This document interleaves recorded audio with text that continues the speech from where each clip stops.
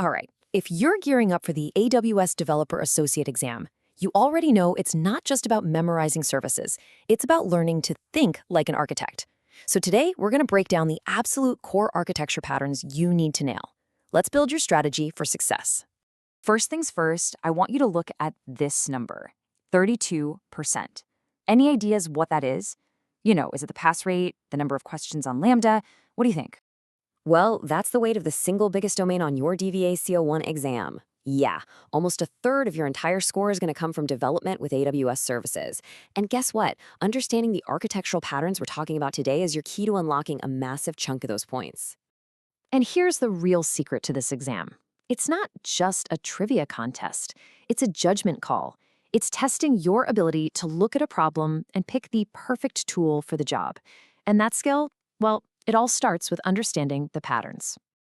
So here's our game plan. We'll kick things off with why architecture even matters. Then we'll dive into the most important principle of all, decoupling. After that, we'll look at the big shift from monoliths to microservices, see what's powering modern apps, and then wrap up with a solid strategy for you to pick the right services on exam day. Okay, let's jump right into the big one, the concept that holds everything else together, decoupling.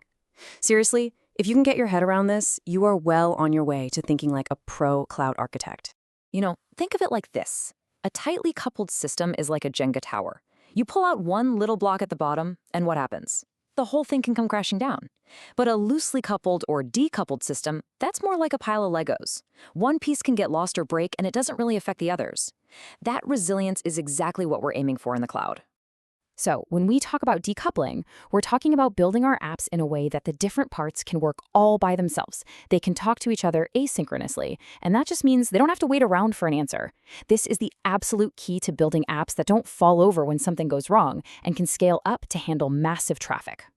And this whole idea of decoupling is the reason we've seen one of the biggest changes in how we build software, the move away from these old school giant applications. The monolith. The one, that classic all-in-one application. And man, do they have problems. Trying to add a new feature is painfully slow because you have to redeploy the whole thing. A tiny bug in some forgotten corner of the code, it can bring the entire application down. They're brittle, confusing, and just a total nightmare to scale. So what's the solution? Microservices, of course. Instead of building one giant beast of an application, we break it down. We create a collection of small, independent services where each one does one job and does it really well. By design, they are loosely coupled. And this right here is a perfect picture of a classic serverless microservice. Let's break it down. You've got API Gateway acting as the front door for all your requests. That then triggers a Lambda function. That's your code, your business logic, and then that Lambda function talks to its own little database, maybe something like DynamoDB. See? It's all self-contained, a totally independent unit. Okay, so that brings up a really important question, right?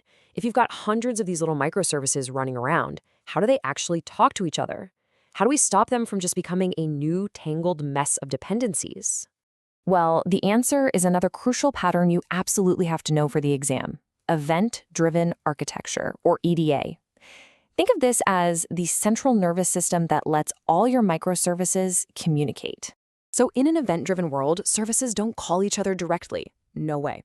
Instead, one service will produce an event, which is really just a little message saying, hey, something happened, like an order was placed or a profile was updated.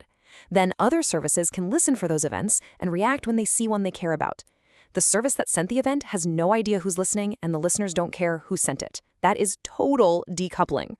This visual explains it perfectly. Think of it in three parts: a source, a bus, and a target. A source, like one of your microservices, creates an event. It puts it on the event bus, in this case, Amazon EventBridge. Then, EventBridge acts like a router. It looks at the event and uses rules to send it to the right targets, like those other Lambda functions, which then spring into action. So let's tie this back to the exam. Why is this so important? Because these words on the screen, scalability, fault tolerance, flexibility, these are your exam keywords. When you read a question and it's asking for a solution that needs to be any of these things, your brain should immediately jump to decoupled, event-driven architectures. All right, let's bring it all home now. We've got the theory down. So how do you actually use this stuff to pick the right AWS service in an exam question? This is where the rubber meets the road. This is how you rack up the points. Okay, this table right here is your secret weapon.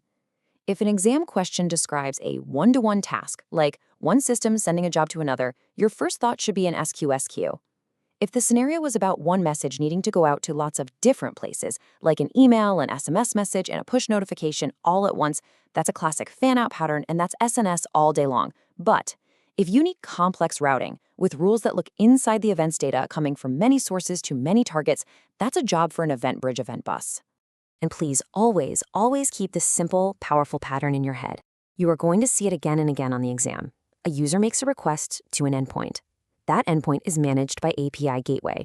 An API Gateway triggers a Lambda function to do the actual work. This is the fundamental building block of so many modern AWS apps. So, let's end with a final challenge. Think of this as a mini exam question.